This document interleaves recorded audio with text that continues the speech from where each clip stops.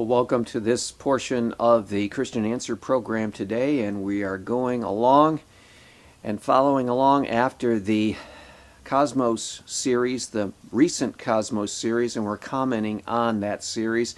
We're trying to bring out some of the points that the Cosmos series includes that are pertinent to the Christian faith, and we've already seen in the past that there is an attempt to debunk the intervention of God in the world by the presenter Neil deGrasse Tyson, and he tries to at every point to try to show that nature itself is an operation in our world and that God does not intervene. He tries to say that if you can explain something naturally, then you've basically eliminated the need for God. Well, that's not true, and I've tried to point that out in the past, that simply explaining something naturally does not take away from the possibility of divine intervention.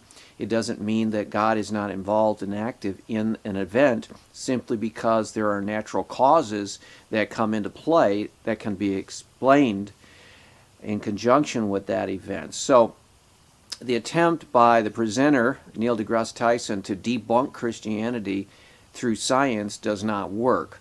Well, today we're going to be talking about another episode, the 9th episode, and again we run into the same repeated formula by Neil deGrasse Tyson, and that is that if you can explain something naturally, then you therefore debunk any spiritual meaning in it.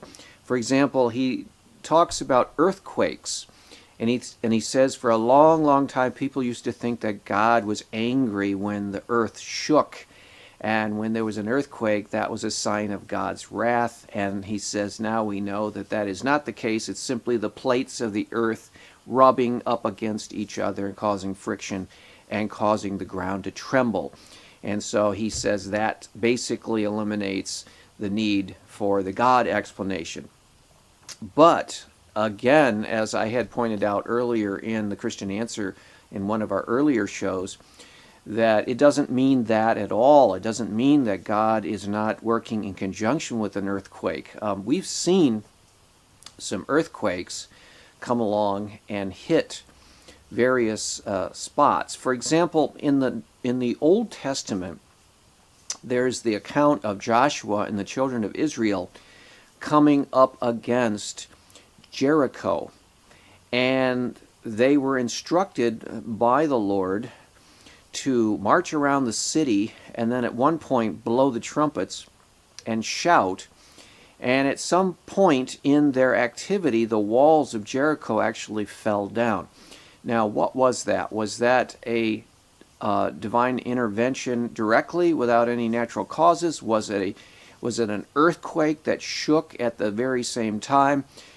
We don't exactly know, but we do know that even if it was an earthquake that happened at the very time they were shouting, they were instructed to shout and blow the trumpets, the timing of the earthquake is the miraculous thing then.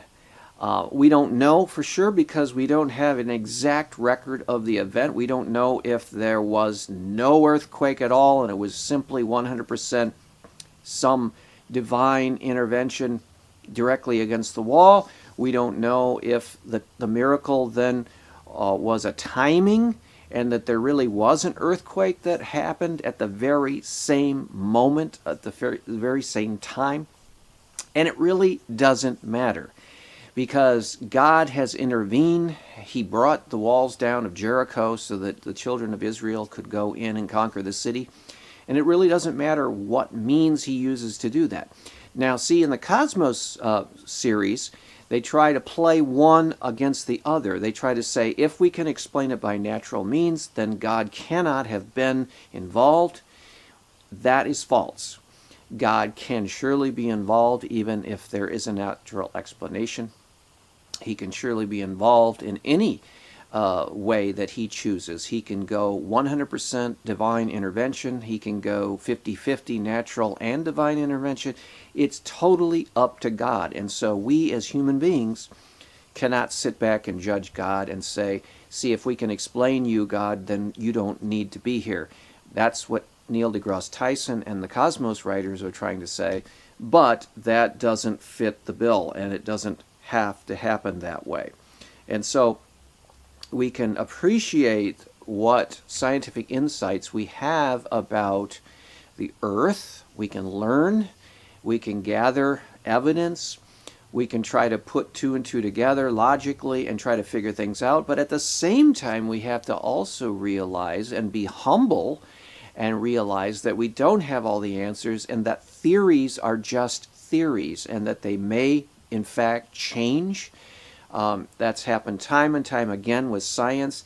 Scientists have presented theories and they were super confident that this was in fact the way it happened, and then someone else comes along with a better theory and totally wipes out the first theory, and on and on and on. So we have to be humble, and scientists have to be humble, and they have to say that they don't have all the answers, they don't know all the answers, and they need to leave room for human error and also for ignorance. And so when you have people trying to say that an earthquake cannot be in any way God speaking to the world, then we have to reject that philosophy. That is not science, that's ideology, and that's philosophical speculation.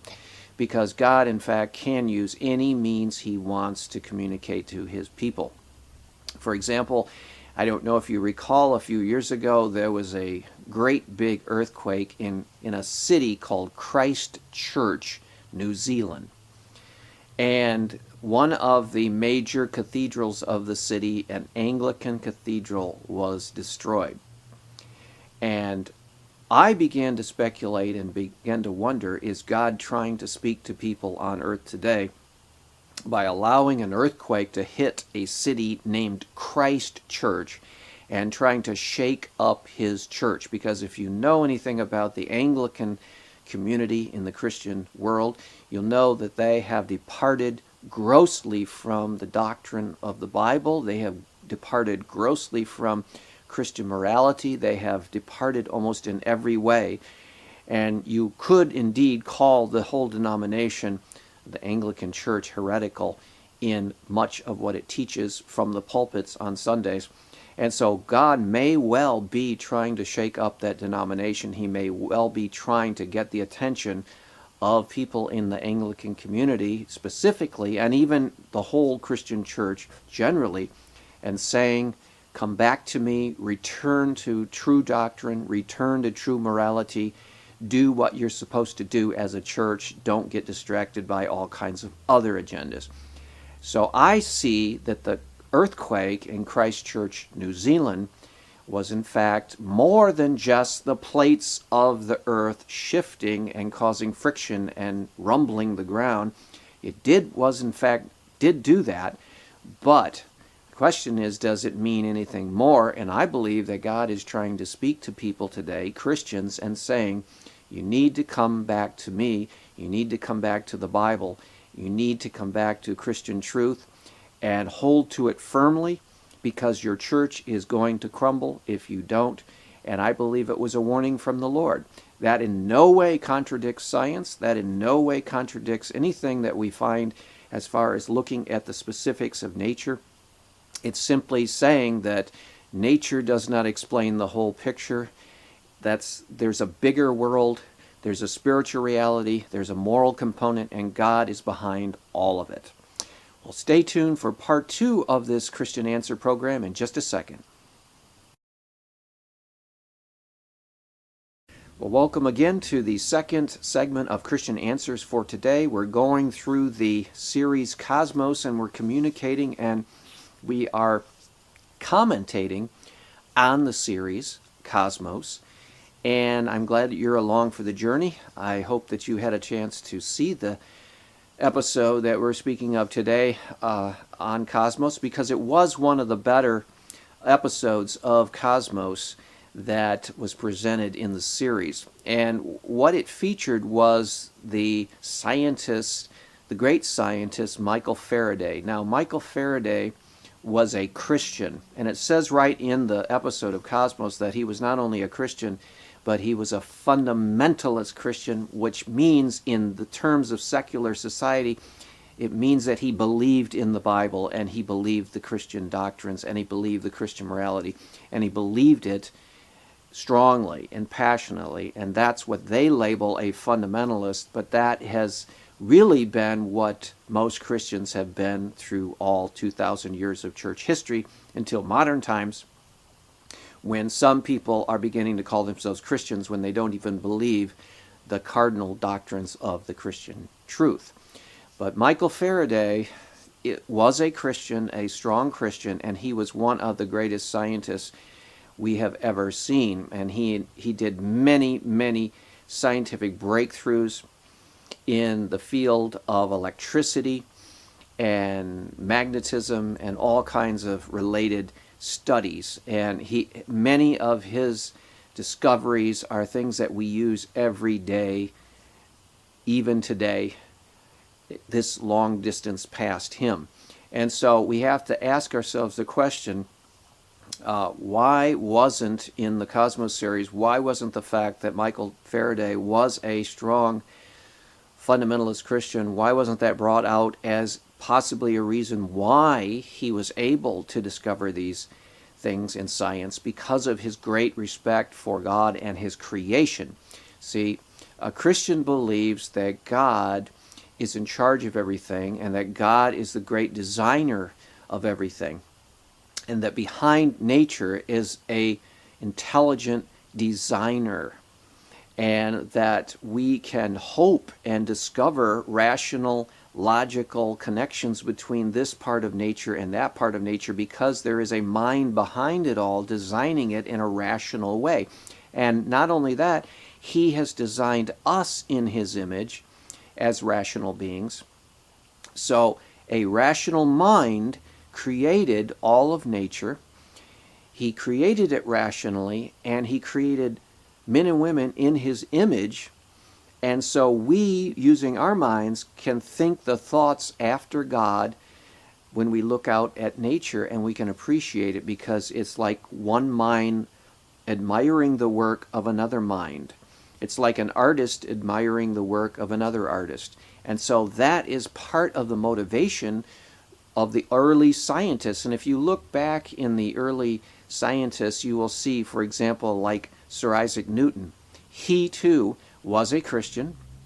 In fact, he devoted the last part of his life to trying to understand the book of Revelation, and that was one of the things that he could not fully grasp, which most Christians have to say they cannot fully grasp.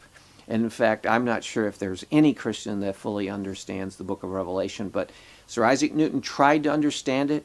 He thought he got pretty close, but as we can see, he was off and mistaken in many parts of it, as we all are, because it's so symbolic. But he was interested, he was devoted to the Christian faith, and he wanted to understand what the last book of the New Testament, book of Revelation, was all about. In addition to all of his great many other scientific discoveries, this brilliant genius man was a devout Christian. Now, Michael Faraday was also a devout Christian, and we can imagine that it was his Christian faith that prompted him, that motivated him, that inspired him to pursue science, because it wasn't just a dead end for him. It was a means to an end. It was a means to an end to discover the mind of God, because when God creates, he leaves a little bit of a trail along after him. We can see the intelligent design that he's created these things with. We can see, for example, the orderliness of nature. We can see patterns. We can see the logic of the way things are done. And Faraday, no doubt, would see that that is an evidence of God himself in the creation of the world. Now today, there is a movement, including the Cosmos series, to try to debunk and discredit any trace of God in nature. They want to try to say that you don't need a God, you don't need a designer to create things that seemingly are designed. But what they want to say is nature herself can come up with all of these intricate and complex features without any rational, intelligent designer anywhere near it. And what we as Christians want to say is, if you make that strong claim that nature itself can produce everything that we see in nature, then you need to produce that strong evidence that it has indeed created all of these things by itself. And that is something that cannot be done right now. For example, even the beginning of life, there is no one on the face of the earth, no scientist, that has ever been able to explain how life could come from non-life. There have been speculations, there have been imaginative scenarios, but as far as an actual sequence of an explanation, a rational, step-by-step, here's how it happened, here's the evidence, no one has ever been able to come up with that. So as far as we know right now, to get human life, but not just human life, to get any life, even the simplest life, you need a divine designer. You need a creator to do that. And the early scientists like Isaac Newton and Michael Faraday and others, many others, they all believe that and they all recognize that. Today, with the emphasis on a total natural explanation, the total exclusion of God from science, and the hostility almost of science in some areas with God, this is a departure, a gross departure from science as it was originally begun in the early days of science. And so today we have wandered afar in our scientific understanding. And unfortunately, we're teaching children in the science classroom in the schools, we're teaching them to exclude God from the explanation also, which is unfortunate, because when you exclude God from nature and you exclude God from any participation in reality, you demotivate the student, because then he begins to think in his heart and is led astray to believe that there's no point, there's no purpose to existence, we're just thrown together and nature has thrown us up somehow and we're here by chance or accident, and that is a lie. And so we need to be aware of the bias that we see coming from the Cosmos series.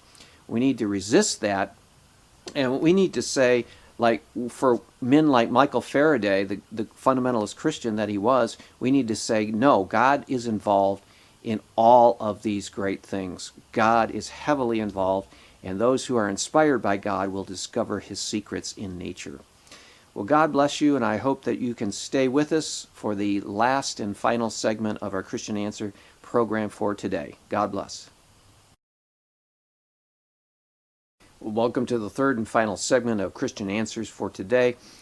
And we're talking about the Cosmos series, the modern Cosmos series. There is an older Cosmos series presented by Carl Sagan in the early 80s, and now we have 30-some years later, we have a modern version of Cosmos, but it is still following the same naturalistic assumptions. It is still following the same pattern of trying to debunk any trace of God in nature, and so we want to be cautious of that. We want to separate the real science that we're hearing from the Cosmos series from the philosophical, naturalistic speculations, and we want to try to be very discerning and not get plugged into or pulled into atheism as a result of listening to the Cosmos presentation, because Carl Sagan in the original Cosmos was an atheist and before he died, and Neil deGrasse Tyson is an atheist today, as well as Seth MacFarlane, who is one of the writers and producers of the Cosmos series that we just finished seeing on TV. So we want to be careful that we are not sucked into atheism because these presenters are atheists. Now, one of the things that constantly comes up in the Cosmos series is this war against God as the judge. Some of the presentations say that we used to think that earthquakes were the judgment from God, but now we know that they're just the shifting of the plates in the earth. So God is not judging. No, that's not true. He may in fact be judging. He may in fact be using nature to bring about a judgment. He may be using any number of means to accomplish his ends on the earth. So just because something is a natural explanation does not mean that it rules out that God is not involved in that event. And so in this one episode, the 11th episode of Cosmos, we see Neil deGrasse Tyson talk about the flood myth, as he says, because obviously he does not believe in the flood as described in the Bible, and so he wants to try to show people that this is a myth and that the flood does not account for a lot of the upheaval on the earth, but what really accounts for all of the gnarling and twisting of the earth's surface is that the earth has been around for millions and billions of years, and that is the reason why the earth is the way it shapes, not the flood. Well, it could be a combination of both. It could be a result of the fact that the earth is very old, and it could be the result that there was a worldwide flood. So we don't want to rule out anything because, first of all, as Christians, we believe the Bible. We believe that if it says that there was a flood in ancient times, we believe there was a flood in ancient times. And we don't necessarily believe that the earth is a few thousand years old. We might well believe that the earth is millions of years old or billions of years old or however old it is. We're not definitely saying how old it is because we don't have any definitive biblical authority to say how old exactly the earth is. But all of these things don't rule out God's intervention. And so one of the things we have to watch out for in the Cosmos series is the presenters try to rule God out by trying to explain things. And they think that rules God out, but it doesn't rule God out. Another thing they talk about is that life could have come into the earth from outer space. Now this is really curious because at first the atheist scientists that were presenting life on Earth were saying that life probably just bubbled up from some pond and combined somehow to produce life. And now they're beginning to look out beyond the planet Earth and say life must have come in from the outer space because given even billions and billions of years old the Earth is, there still wouldn't have been enough time to randomly produce some kind of a chance collision of molecules to produce life. And so they're saying that life probably was cooked up somewhere else in the universe and then flew in from outer space and was planted here on Earth and began to multiply and spread all over the Earth, and that's how life was introduced to the Earth. But that's a curious tactic because we don't have any evidence that there is life anywhere else in the universe. We don't have any definitive, concrete evidence that life exists outside of our planet. And so to say that life could have come in from out in outer space to our planet is, again, that's speculation. But again, you get a lot of this speculation in the modern day scientific climate. It seems like you can speculate and you can use your imagination in all these different areas just as long as you somehow come up with the conclusion that everything can be explained naturally. Going outside of the planet Earth to come up with a reason why there's life on Earth strikes me as a pretty desperate attempt because they can't explain how life could have come about on the Earth. Now they're turning to outside of the Earth and saying it came in from outside of the Earth. In fact, there's one scientist, a famous scientist, who said that probably there might be ancient aliens out there who deliberately sent life to this planet to seed life on this planet. Now that is even further out. That is even farther on the fringe.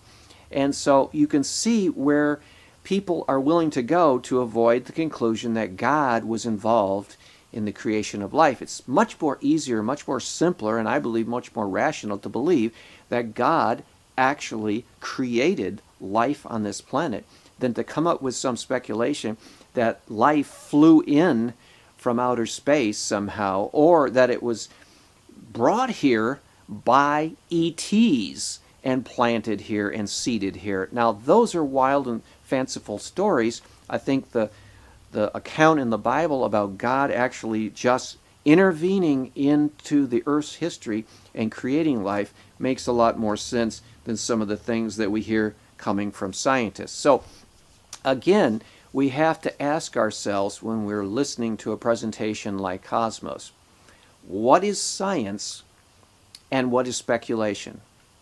What is provable, hardcore evidence that we can see and test today, and what is a scenario that's come up with in the mind of a scientist that he is using to explain something without any evidence to support it? We have to ask those critical questions, because if we don't, we're going to get caught up in a lot of this fanciful storytelling, this fanciful scenario, and we're going to fall into that and go right along with it, while all the while it's not science, it's philosophy, it's metaphysics, it's speculation. And it doesn't matter who's doing the speculating or philosophic. It doesn't matter if it's Neil deGrasse Tyson or Carl Sagan or whatever famous scientist is doing it. It's still the same. It's still speculation, whether it comes from that scientist or this scientist. And so we need to be able to separate science from science fiction. And I'm afraid that a lot of times we're hearing scientists speak today, and they're speaking a lot of science fiction and not actually hardcore science. So this is another concern that we have with the Cosmos series. We want to make sure that we are not getting caught up in someone's worldview. We want to be careful that we're not ruling God out simply because we're following along in the path of the atheists. Atheism is something that has grown in the last few decades. Atheism is something that for some people makes them feel in control. They don't like to feel dependent upon some greater power out there. They don't want to feel accountable to a greater authority out there, and so they try to deny that there is a greater authority. But we as Christians know that there is, and we need to be respectful of him. We need to not try to debunk him or put him down or deny his role in the history of our world. We need to be very humble and listen and appreciate what God has created, especially this great earth that we live on, and we need to appreciate that he is who he is. Well, I hope that you've gotten something out of this, but we hope to see you next week at this same time and same place for another episode of the Christian Answers. God bless.